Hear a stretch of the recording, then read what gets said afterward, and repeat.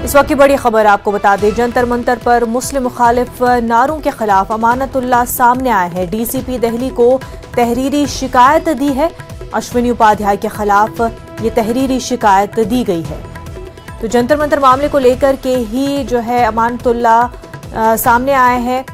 DCP Delhi को उन्होंने तहरीरी शिकायत दी है और ये शिकायत अश्विनी उपाध्याय के खिलाफ दी गई है।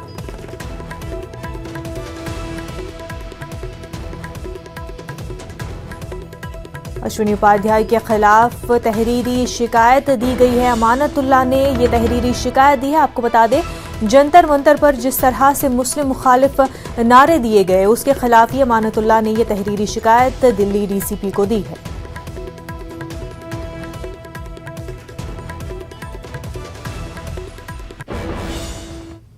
आगे बढ़ते, दिल्ली में एमआईएम सदर